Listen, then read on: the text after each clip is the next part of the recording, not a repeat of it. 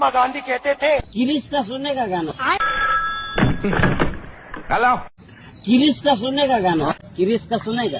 तो हम लोग क्रिस का गाना भी सुनेंगे और आगे भी देखेंगे, बट लेकिन उसके पहले हम लोग ये जानते हैं कि आखिर हम लोग डिफरेंशिएशन जो करते हैं वो क्यों करते हैं, राइट?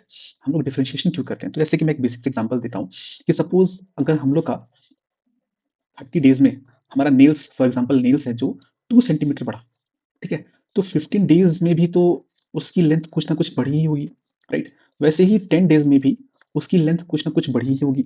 वैसे ही 7 डेज में भी उसकी लेंथ कुछ ना कुछ बढ़ी होगी। ऐसा तो नहीं है कि डायरेक्ट 30वें दिन हुआ और हम लोग का नेल्स जो है वो 30 डेज लाइक 2 सेंटीमीटर इंक्रीज हो गया। तो वैसे मैं पूछूं तो 1 घंटे में भी तो हम लोग का नेल्स कुछ ना कुछ बढ़ा ही होगा, राइट? वैसे मैं बोलूं कि 1 मिनट में हम लोग का नेल्स है वो कुछ ना कुछ पर्टिकुलर सेंटीमीटर या फिर इंक्रीज हुआ ही होगा। तो इसी चीज को जानने के लिए हम लोग डिफरेंशिएशन यूज करते हैं।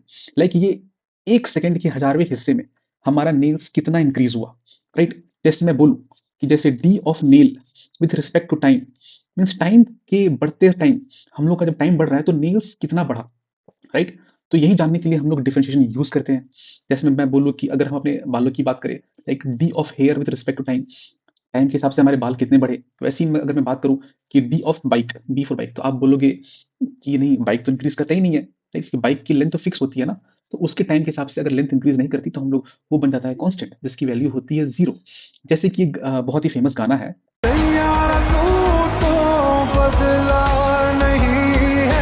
इस गाने के हिसाब से देखा जाए तो जो सैयारा है वो टाइम पे बदला ही नहीं है, मीन्स सैयारा भी कांस्टेंट है, तो इसकी वैल्यू भी हो जाएगी 0।